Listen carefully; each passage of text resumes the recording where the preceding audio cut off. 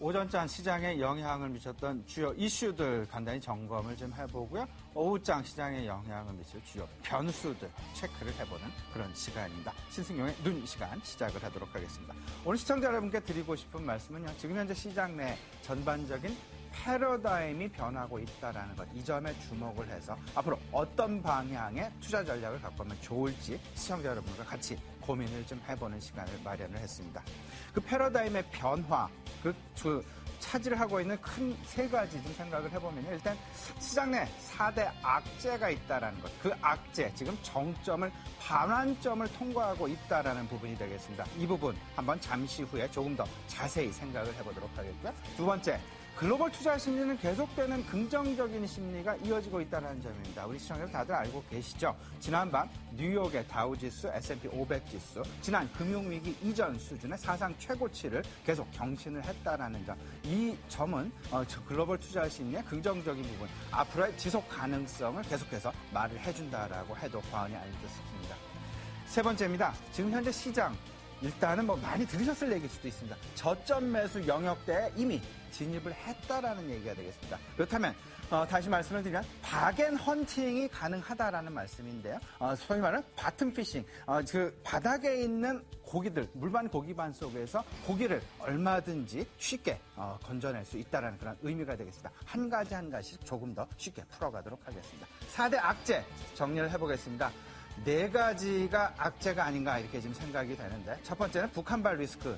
물론 이제 어제가 우리 정부에서 이야기한 10일 북한의 미사일 발사 가능성이 가장 높은 날이었습니다. 하지만 그날 그냥 쉽게 통과를 했죠. 하지만 오늘 1시가 될지 2시가 될지 모르지만 북한에서는 지금 계속해서 로켓에 로켓을 이동했다는 그런 얘기도 나오고 있고요. 일본에서는 이를 조준하기 위해서 조준대가 움직이고 있다는 그런 얘기도 들려오고 있습니다. 일단 지금 현재 촉박스러운 상황들, 정점을 통과하고 있다는 그런 부분들 말씀을 드려보고요. 한국에 대한 디커플링 얘기 계속되는 얘기이긴 합니다. 이제는 어느 정도 너무나 많이 진행이 되었기 때문에 분명히 반환점을 통과할 가능성이 있다라는 것, 이 부분 좀 생각을 해보시면 어떨까 싶습니다. 세 번째입니다. 뱅가드 물량, 올 초부터 우리 시장 외국인의 매도세에 가장 가운데 있었던 물량이었습니다. 이 부분들, 뱅가드, 이미 이제 올해 안에 팔 물량 중에서 50%는 넘게 팔았다라는 것, 따라서 반환점을 통과하고 있다라는 것, 이 부분 전반적인 투자 심리, 특히나 외국인들의 투자 심리를 안정시킬 수 있다라는 투자 심리 차원에서 한번 읽어보시면 어떨까 싶습니다. 네 번째입니다. 엔화 약세 속도가 둔화되고 있다는 것. 지난 월요일 엔화 약세의 속도가 가장 가파르게 하락을 하는 그런 상황이었죠.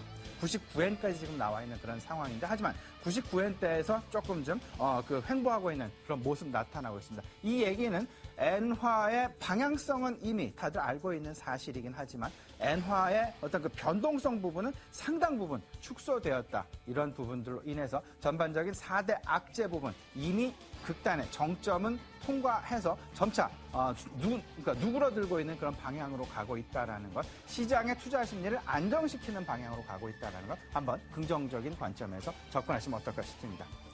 두 번째입니다. 긍정적인 글로벌 투자 심리가 계속 지속되고 있다는 점이 되겠습니다. 아까도 말씀드렸지만 S&P 500 지수 금융위기 이전 그 최고점을 이미 지난밤에 돌파를 한 그런 상황들 나타나고 있습니다. 그리고요, 오늘 우리 시장에 다소간의 좀 실망감을 안겨주긴 했지만 글로벌 주요국들의 양적 완화 정책은 계속돼서 유지되고 있다는 것. 지난밤에 미국 FOMC에서도 지금 현재 양적 완화 정책은 연말까지는 유지하겠다는 그런 발표 있었습니다. 이로 인한 투자 심리의 안정 나타났었는데, 이런 전반적인 부분들, 긍정적인 투자 심리를 지속하게 할 어떤 그 배경이 된다라고 말씀드려봅니다.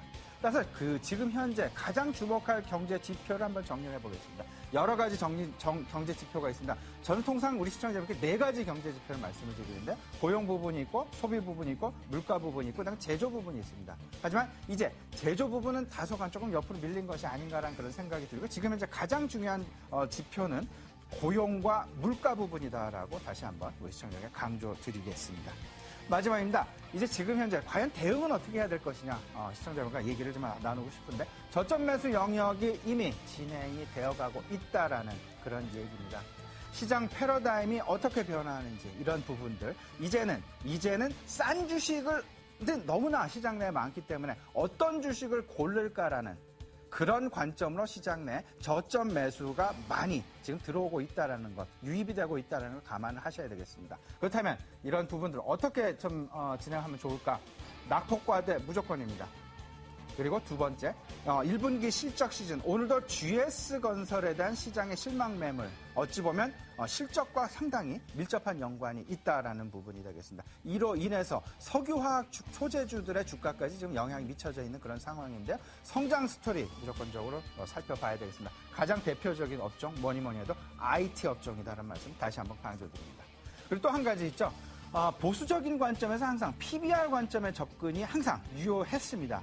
하지만 이제는 서서히 PER 관점, 성장 관점으로 시장의 그 투자 지표를 보는 관점에 무게중심이 이동될 가능성이 있다는 거 꼭 좀 염두에 두셔야 되겠습니다. 이런 전반적인 얘기들 교보증권 김영렬 팀장 모시고 자세하게 조금 더 이어가도록 하겠습니다. 잠시 후 뵙겠습니다.